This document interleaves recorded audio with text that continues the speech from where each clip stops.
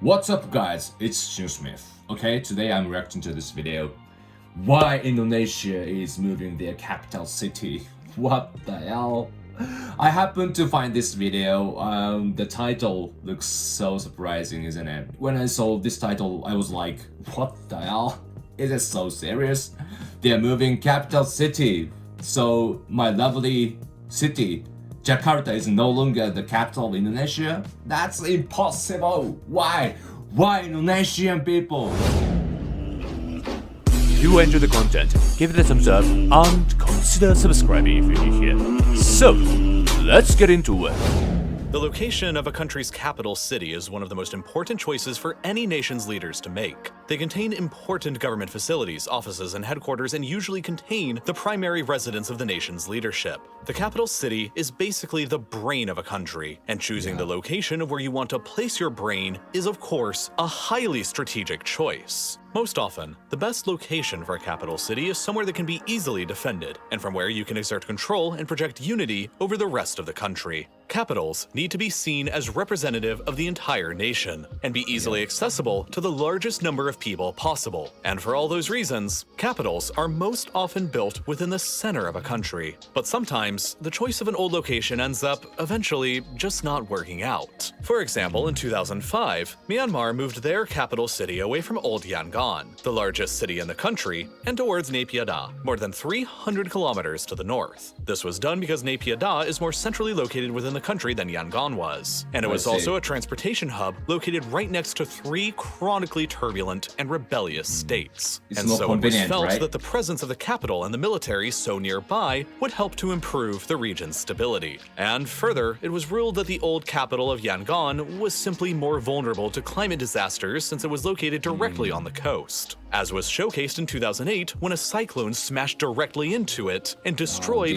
3/4 of the city's infrastructure. In a similar manner, Brazil also moved their capital city back in 1960 away from the historical but by then overcrowded Rio de Janeiro on the coast and towards a deeper and more centralized location within the Brazilian interior that they ended up calling Brasilia. This decision was largely made in order to encourage inland growth away from the coasts, and to make the capital city more regionally neutral. And then, of course, there was the Great Showdown in Australia back in 1927, when neither Sydney nor Melbourne could agree on which city should become the nation's capital, and thus they ended up compromising by building Canberra roughly in between them from scratch. Now, in the year 2022, there are two very large modern countries who are actively in the process of relocating their capital cities for pretty familiar reasons. Egypt is relocating their capital away from Cairo towards a newer, planned city still under construction a bit over to the east, while Indonesia is relocating their capital city away from Jakarta and moving it more than 1,000 kilometers away to a completely different island. This is incredibly significant, because Indonesia itself is an incredibly significant country. She has the 4th highest population of any country in the world, lagging only behind China, India, and the United States, and boasts more than 270 million people. For such a large country, however, Indonesia is rather unique because while China, India, and the United States are all major and generally contiguous continental powers, Indonesia is really about 17,000 totally separate islands, all scattered apart from each other, and these islands are not equal. There's I recognize that they are constructed by many islands, but when it comes to the serious number, wow, it's more than I thought. 5 big land areas that Indonesia controls: the entire islands of Sumatra, Java, and Sulawesi, and half of the big islands of Borneo and New Guinea. However, 4 of these island territories are fairly sparsely populated, while the thousands of smaller islands add little to the overall population as well. By and large, that leaves the island of Java, which alone is home to more than 60% of the entire Indonesian population, 145 million people. This makes Java by far the world's most populated island, with even more people than— So Java is where the Jakarta is located? Since there are many islands, I'm so confused now. Russia, a country that is 123 times larger. And so it's pretty fair to say that this island is basically the center of Indonesia's population and culture. And so naturally, the capital of Indonesia has been located on Java for a very long time, and it's located right here, Jakarta. Jakarta has been a pretty major city for centuries, but with little fanfare in the modern 21st century world, the city's metropolitan population has skyrocketed to a population of around 35 million people, which makes Jakarta the second largest urban area in the entire world after only Tokyo, which, as fate would have it, is also located on another island. Yeah, when I hear that, I can tell how much big population the city has, because the population in Tokyo is so big. It's actually sick of it. Everywhere you go, it's crowded, so makes you feel sick, you know? Island. Besides serving as the capital of Indonesia, Jakarta is also the diplomatic capital of ASEAN, or the Association of Southeast Asian Nations, which is effectively Southeast Asia's version of the European Union, and so you can sort of think of Jakarta's role here as being similar to Brussels in Europe. Jakarta is an enormously important and significant global city, but it is not without problems that make it actually a not so favorable location for Indonesia's capital city in the 21st century. For one, as I mentioned, there is a lot of inequality within the country. While Java is home to 60% of Indonesia's population, the island only makes up 7% of Indonesia's land. Ultimately, that means that the remaining 93% of the country's landmass, over on the 17,000 other islands, are pretty underrepresented both in terms of population and in economics. While the economy in both Jakarta— There's a big gap between the Java and the rest of islands. Population, in terms of population, richness. I see. That is quite big issue. And Java has been growing tremendously over the past few decades, the other islands have been more or less economically left behind, and have remained fairly stagnant. To illustrate this point, ever since 1971, Java has gained 75 million people, while Sumatra has only gained 38 million, Kalimantan, what the Indonesian side of Borneo is called, only 11 million, Sulawesi only about 10 million, while Western New Guinea only gained 4 million. And while these other islands may look close by on a map like this, they really aren't. If you place the islands of Indonesia over Europe, with Java placed roughly over northern Italy, you'd quickly see that Kalimantan is as far away as northern Germany and Poland. Sulawesi is over in Belarus and Ukraine, while Western New Guinea is way over in Kazakhstan. A lot of these places are very far away from Jakarta and are therefore isolated and remote from the center of power, often across thousands of kilometers of ocean. Based exclusively on the centralization of power factor, it would make the most sense from a geographic perspective to place Indonesia's capital within either Kalimantan and Borneo or on Sulawesi. But of course, centralization alone is not usually a good enough reason to go through all of these moving pains. The larger motivations are that Jakarta itself has a lot of issues. To start, the city has experienced a tremendous amount of urban growth in the past few decades. Back in 1945, at the beginning of the Second World War, the city's population was only 600,000 people. 25 years later, by 1970, the city's population had increased by 6-fold to more than 4 million. And then 50 years later from then, by 2020, it had more than doubled again, to more than 10.5 million within the boundaries of the city proper. Such a fast growth, so developing. Largely owing to massive internal migration from the rest of Indonesia. As a result of all this growth, the city has been experiencing a substantial ecological breakdown, accompanied by intensely gridlocked traffic and congestion. Nearly 4.5 million cars and more than 13 million motorcycles are used on the city's streets. Well, yeah, this is what I hate about Indonesia. I remember when I trip to Jakarta, the traffic is so heavy. Like just moving 1 kilometer, so it takes 1 hour sometimes. That's terrible.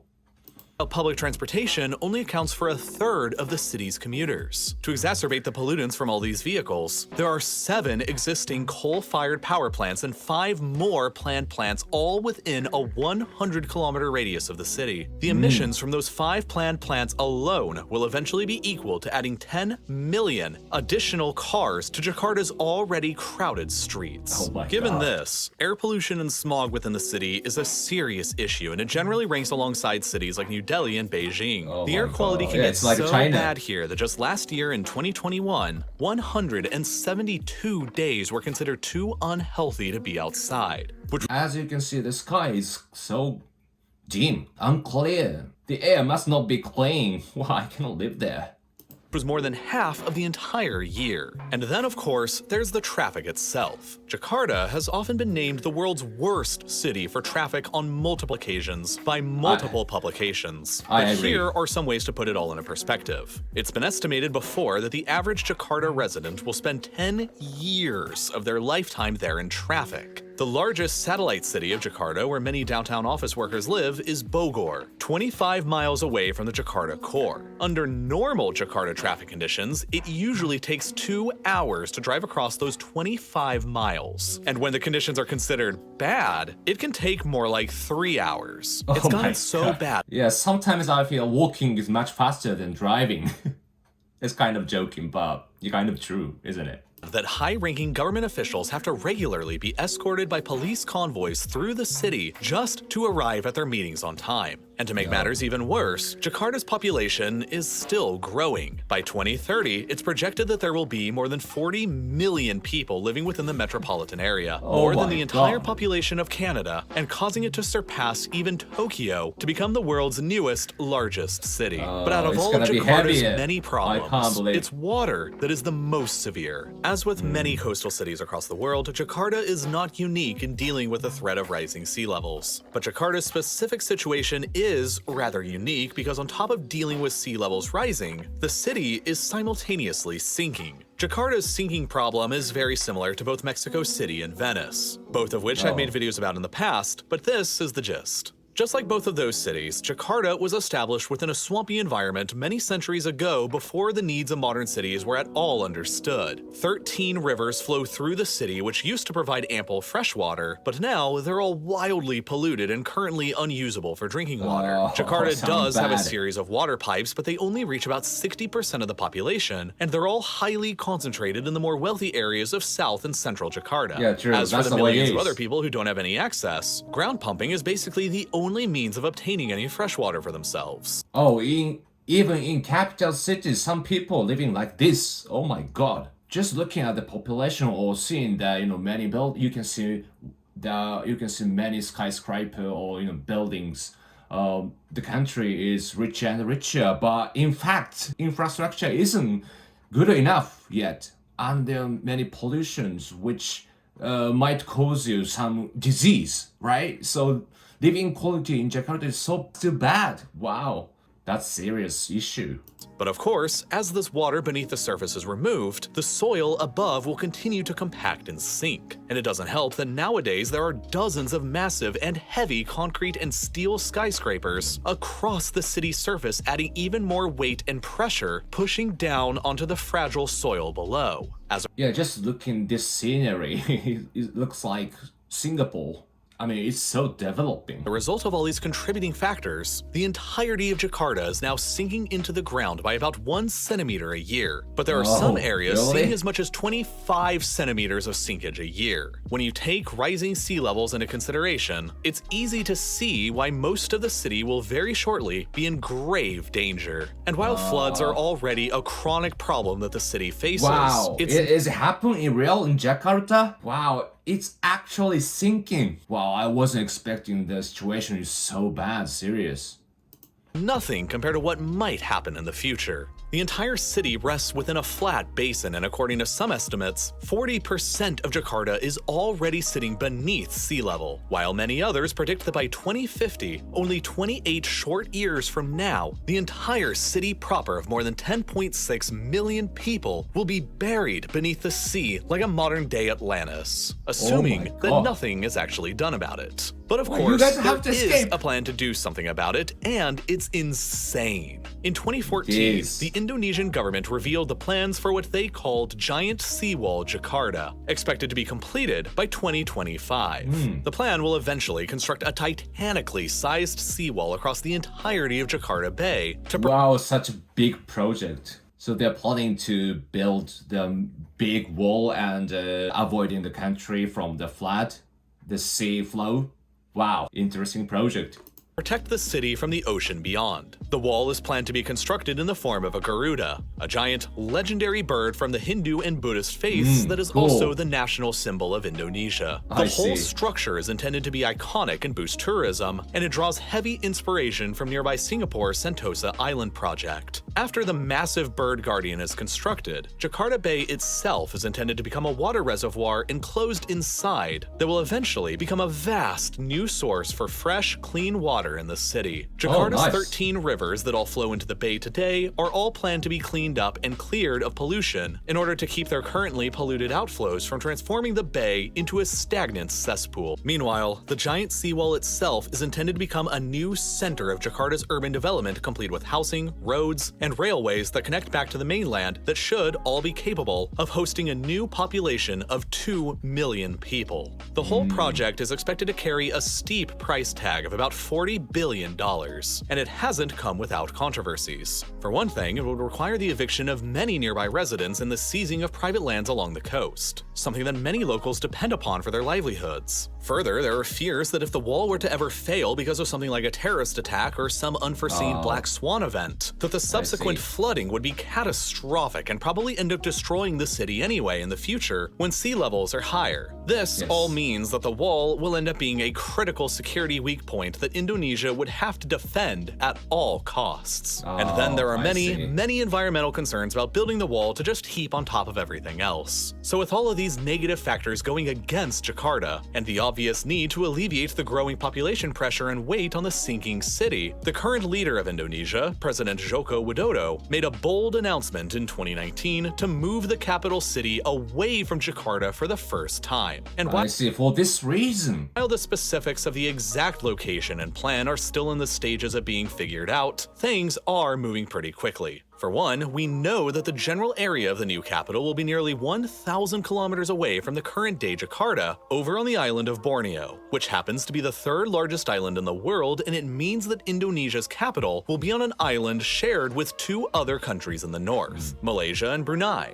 Borneo is largely covered by rainforest and is sparsely populated, but it possesses several advantageous features for Indonesia's new capital city. First, the Indonesian government itself already owns a large part of the land over on their side of the border, making it easy to build a brand new planned capital city. Compared with Jakarta, the risk of disasters here are rather minimal, whether it be from floods, earthquakes, tsunamis, or especially from volcanoes. Indonesia's geography is dominated by volcanoes, and many of their eruptions in the past across the archipelago have been some of the most destructive disasters in all of human history. Oh, really? The top Wow. 2 most powerful volcanic eruptions ever in recorded human history both took place in Indonesia, at Krakatoa in 1883 and at Mount Tambora in 1815, both of which caused enormous destruction. Yeah, I feel how critical it is, this issue. I mean, in Japan as well, I mean, we have many active volcano and sometimes it's exploded and it causes big issue. Living near a volcano is really high risk. So yeah, this is a serious problem. 74,000 years ago, the Toba supervolcano erupted on Sumatra and was so destructive that it caused a 6-year-long global volcanic winter and may have almost led to the early extinction of the entire human species. Today, there are at least 127 active volcanoes across the country, and more than 5 million Indonesians live within their danger zones. But if you notice on this map, there aren't any major active volcanoes on Borneo, which, from a risk perspective, makes it far safer for the country's brain to be located there than on either Java or Sumatra. The decision is made. Borneo is good for the capital. The capital city should be located in a safe city. So yeah, Borneo is decided as a capital. And finally, Borneo is geographically located nearly precisely in the center of the entire Indonesian archipelago, and there are several developing city areas nearby the proposed location that stand to grow immensely over time. In total, Indonesia hopes to create a new capital territory on Borneo that will cover nearly 700 square miles, slightly larger than the city of London's area and more than twice the size of present-day Jakarta. It is also President Widodo's hope that eventually this new capital will be home to 1.4 million government employees and their families, potentially reaching upwards of a population of 7 million people all in all. With several futuristic designs already picked out for the more important government buildings like the presidential palace and more, all that's left is to fund the effort and begin construction. The total estimated price tag for building the new capital here is around $34 billion. Wow, but with that's a lot. extensive delays in the project stemming from the COVID-19 pandemic, budget cuts and other mounting pressures, Oh President my God. Widodo certainly has his work cut out for him over the next several years, as he oversees the remainder of his second term as president. Since he hopes to begin moving at least some government offices over to Borneo in 2024, he only has 2 short years remaining to accomplish it while he's still in office. And as for Jakarta, even though the city is definitely facing some pretty serious hurdles over the coming decades, Widodo's hope is that encouraging millions of people to leave the city for the new capital over on Borneo will be enough to relieve at least some of the pressure and allow Jakarta precious time to recover and thrive once again. Yeah, that's a good hope. Wow, that was quite surprising. I was just looking Indonesia as a destination of traveling, so never expected these issues, pollution, the congestion, and natural disasters. And on top of that, to avoid these issues, there's a plan moving capital city to Borneo.